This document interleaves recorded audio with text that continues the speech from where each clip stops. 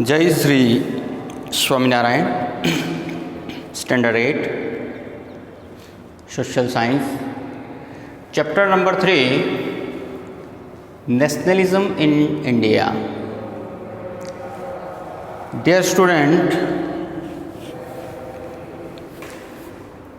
Continue chapter number 3।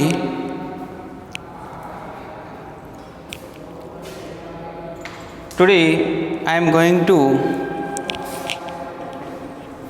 teach you about the establishment of Indian National Congress. In our previous lecture, I taught you about what are the regions of nationalism. I have already discussed about there are some regions of the nationalism,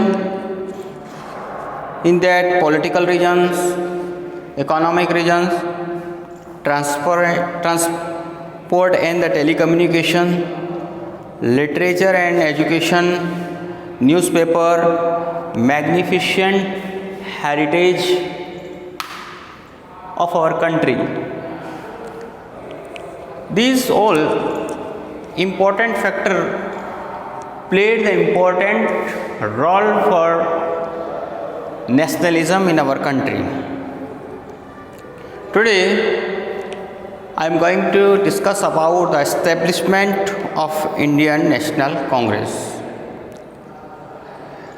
student, हमारी previous lecture के अंदर हमने हमारे देश में राष्ट्रीयता की भावना के उत्पन्न होने के कारण ने पढ़े थे। आज हम यहाँ नेशनल कांग्रेस के बारे में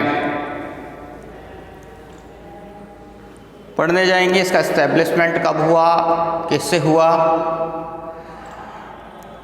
तो ये सभी जो कारण हमने पढ़े थे उसमें बहुत इम्पोर्टेंट रोल खेला था हमारे 1857 की क्रांति। उसके बाद में देश के अंदर एक एजुकेशन का भाव बढ़ा था, लिटरेचर, वहाँ का यूरोपियन कंट्रीज़ का ट्रांसपोर्टेशन, कम्युनिकेशन बढ़ने से लोग एक दूसरे के पास आए और राष्ट्रीयता की भाव का उदय हुआ। अब आगे चल कर के देखिए, एक नेशनल कांग्रेस की स्थापना हुई, establishment of Indian National Congress. वैसे आज की जो प्रेजेंट टाइम की कांग्रेस है उसमें और आज कांग्रेस के अंदर दिन का अंतर है। वो राष्ट्र के लिए लड़े थे। तो देखिए यहाँ जो फैक्टर्स हमने यहाँ पे पढ़े, अभी हम लोग यहाँ कि इस्टेब्लिशमेंट कैसे हुआ, ये नेशनल कांग्रेस का इस्टेब्लिशमेंट कैसे हुआ। तो देखो, when the British officer sir A Hume retired, he had realized that the British Empire was not really secure as it appeared. 1857 की क्रांति हुई। उस क्रांति के पश्चात ब्रिटिश ऑफिसर एहुम एक रिटायर्ड हुए और उन्होंने रियलाइज़ किया, he realise that British empire was, ब्रिटिशों को जो साम्राज्य है वो सिक्योर नहीं था। He was the opinion that if the dissatisfaction among people would not be reduce, there were many chances of recurrences of revolt similar to the which would happen in 1857।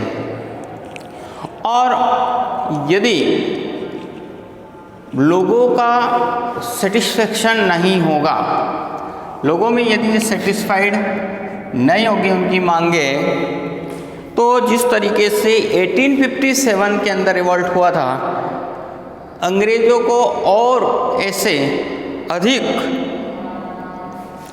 अधिक से अधिक रिवोल्ट का सामना करना पड़ेगा। If dissatisfaction among, यदि असंतोष भारतीय लोगों में कम नहीं होगा तो देयर वेर मेनी चांसेस, उसके कई चांसेस होंगे रीअकरेंस ऑफ रिवोल्ट सिमिलर। 1857 की क्रांति जिस तरीके से हुई थी, जो रिवोल्ट हुआ था, ऐसे वापस से रिवोल्ट होने के चांसेस रहेंगे। Would be happen in 1857 in order to prevent the aggression of people.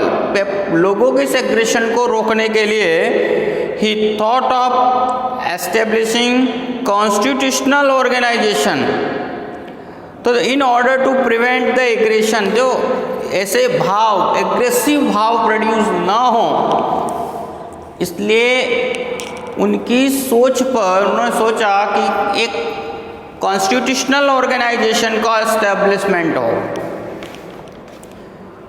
Immediately viceroy Dufferin was made understand this and he also supported Ahom views point। उसी समय देखिए वायसराय डॉल्फिन है ना, डॉफ्रिन वॉज मेड अंडरस्टैंड, इस बात को समझ गए, एंड ही वॉज सपोर्टेड, और उन्होंने सपोर्ट किया एओहुम क्या, उसकी बात को समझकर एओहुम को उन्होंने सपोर्ट किया to establishment of the Congress. With efforts of A O Hume, Indian National Congress was established in December 1885 under the presidency of Vyomesh Chandra Banerjee। एओहुम, ये आपको वापस से बता दें, एओहुम रिटायर्ड ब्रिटिश ऑफिसर्स थे जिनके एफर्ट से इंडियन नेशनल कांग्रेस का एस्टेब्लिशमेंट हुआ। और ये जो है एस्टेब्लिशमेंट हुआ इन दिसंबर 1885 के अंदर। 1885 दिसंबर महीने के 1885 में एस्टेब्लिशमेंट हुआ under the presidentship of Womesh Chandra Banerjee. Womesh Chandra Banerjee was the first president of Indian National Congress। 1885 में इंडियन नेशनल कांग्रेस की स्थापना की गई।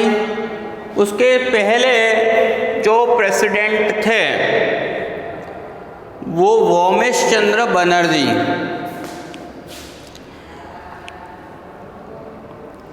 जिसकी स्थापना, वापस से ध्यान रखना, 28 दिसंबर 1885। It's first conference was held on 28 दिसंबर 1885। पहली कॉन्फ्रेंस जो हुई थी 28 दिसंबर 1885 को गोकुलदास तेजपाल संस्कृत स्कूल ऑफ मुंबई। तो द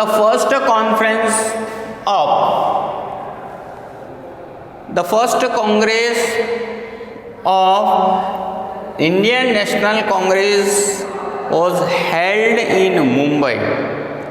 तेजपाल, गोकुलदास तेजपाल संस्कृत स्कूल के अंदर हुई थी। अबाउट 72, लगभग 72 representative from Indian different state of India were present, और उसमें कम से कम 72 रिप्रेजेंटेटिव भारत के कई भागों से यहाँ एकत्रित हुए थे। उसमें से the main leader present in the conference was, उसमें जो मेन लीडर थे दादा भाई नवरोजी, गोपाल कृष्ण गोखले, फिरोज शाह मेहता, बहादुरीन तैयब जी, केटी तेलांग, दिनसा वाचा। तो इसके जो मुख्य लीडर उस समय कॉन्फ्रेंस के अंदर थे उसमें दादा भाई नवरोजी, गोपाल कृष्ण गोखले, फिरोज शाह मेहता, बहादुरीन तैयबजी, केटी तेलांग, दिनसा वाचा एंड मैनी अदर्स। अब यहाँ many problems related to nation were discussed. इन कॉन्फ्रेंसेस के अंदर देश के अंदर जो होने वाली कई समस्याओं के बारे में किया गया डिस्कस। इसके बाद में हर साल every year there is a conference in different cities. अलग अलग शहरों के अंदर अलग अलग जगहों पर कॉन्फ्रेंसेस हुई। सेकंड कॉन्फ्रेंस कोलकाता के अंदर, और उनके जो प्रेसिडेंट थे दादा भाई नौरोजी। 1886 के अंदर, और देयर आर 432 मेंबर्स। दूसरी जो कॉन्फ्रेंस हुई थी कोलकाता में हुई थी, उसके जो प्रेसिडेंटशिप की थी उसमें दादा भाई नौरोजी 1886 के अंदर, और उसके अंदर 432 मेंबर्स थे। थर्ड जो मद्रास बदरुद्दीन तैयब जी 1887 के अंदर, और 607 डेलीगेट्स और a member were in there. इस तरह एवरी ईयर देयर वो कॉन्फ्रेंस हर साल कहीं न कहीं अलग अलग प्लेसेस के ऊपर जगह जगह पर कॉन्फ्रेंसेस हुई। कई संख्या डे बाई डे बढ़ते गए, और there is discussed about our independence, या other discuss about the problems of our country, हमारे देश की समस्याओं के बारे में, देश की जब स्वतंत्रता के बारे में डिस्कशन किए गए। समय समय पर प्रोविजंस लिए गए ब्रिटिश सरकार के पीछे अगेंस्ट में क्या करना है।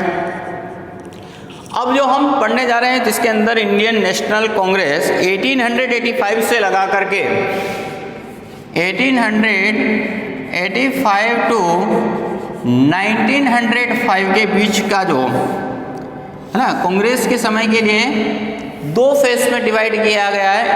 फर्स्ट फेज है 1885 इस्टेब्लिशमेंट से लगा करके 1905, और 1905 से लगा करके 1947 तक। स्टडी के हिसाब से कांग्रेस के बारे में दो तरीके से पता रहे।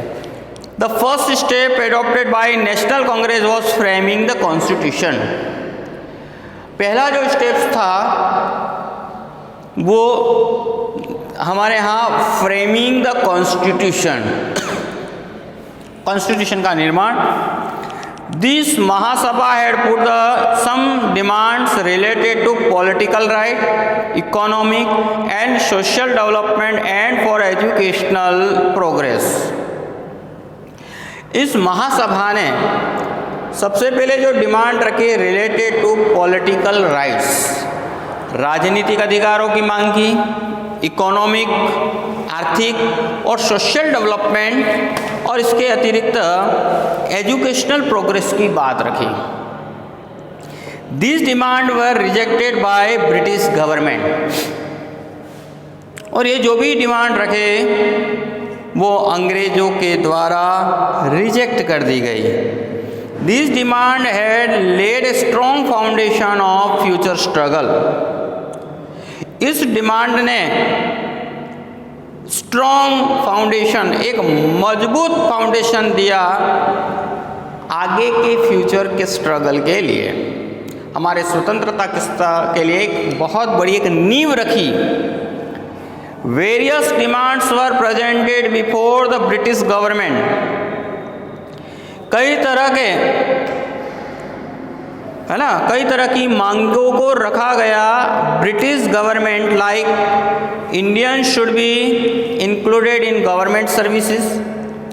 देखो इसमें से जो मांगे थी उसमें भारतीय लोगों को सरकारी सेवाओं में रखा जाए, reduction of expenses of military and departments, military के ऊपर खर्च कम किया जाए एवं अदर डिपार्टमेंट के ऊपर, कंसेशन इन ऑर्डर टू डेप्ट ऑन फार्मर्स, फार्मर के ऊपर जो डेप्ट है उसे कम किया जाए, leading to prosperity of small scale industries like गृह उद्योग। इसके बाद में यहाँ ऐसा छोटी छोटी जो भी जितने भी स्मॉल स्केल के इंडस्ट्रीज हैं उसको लीड करें, उसको रखा जाए।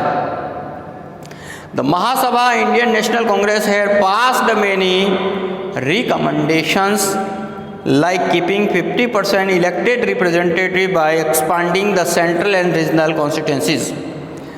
महासभा ने कई रिकमेंडेशन पास किए जिसके अंदर 50% elected representative by expanding the central and regional constituencies बने। The executive would be responsible for legislation up to the desired limits. Executive would be responsible बने किसके लिए? लेजिस्लेशन के लिए।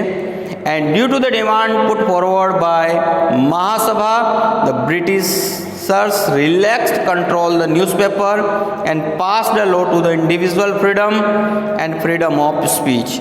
अब इस प्रयत्न के पश्चात महासभा के इस डिमांड जो उन्होंने अंग्रेजों के सामने रखी और अंग्रेजों ने relaxed control on newspaper control relax दिया गया, relaxation control on the newspaper, passed law और उन्होंने कानून पास किए, फ्रीडम ऑफ स्पीच बोलने की स्वतंत्रता दी, इंडिविजुअल फ्रीडम प्रोवाइड किया। The member of Mahasabha included new energy and awareness in the educated classes, gave them political training. अब member of Mahasabha included new energy, एक नई एनर्जी प्रोड्यूस हुई, अवेयरनेस आया इन एजुकेशन क्लास के अंदर। जो शिक्षित लोग थे उन लोगों के अंदर एक अवेयरनेस जगी and gave the political training, और जिनको पॉलिटिकल ट्रेन किया गया। This led to the preparation of great freedom fighters of for future. और ये आने वाले समय में हमें एक नेतृत्व मिला या एक ट्रेंड प्रिपेयर्ड लीडर्स हमें प्राप्त हुए। तो इस तरीके से डियर स्टूडेंट आज हमने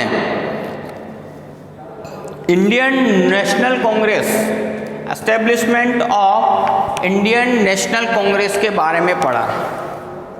स्टूडेंट्स राइट द नोट्स, इसके ऊपर नोट्स लिखेंगे, इसको प्रिपेयर करके लाएंगे। वापस से दिया एओ हुम के एफर्ट से Indian National Congress was establish, और उसमें एओ हुम ने सोचा कि अगर भारत में अंग्रेज़ों को कोई ऐसे रिवोल्ट का सामना करना पड़ेगा, इसीलिए उन्होंने सजेस्ट किया है कॉन्स्टिट्यूशनल, है ना, एक कॉन्स्टिट्यूशनल इंस्टीट्यूशन को बनाया जाए। और ये इंस्टीट्यूशन उसके एफर्ट्स से बनाए गए। Womesh Chandra Bonnerjee was the first president of Indian National Congress. इन लोगों ने हमारे यहाँ कॉन्स्टिट्यूशनल की मांग की, लोगों के फ्रीडम की बात की, और इसके पश्चात एवरी ईयर देयर इज़, हर वर्ष कहीं ना कहीं एक और एक कॉन्फ्रेंस का कंटिन्यू किया गया।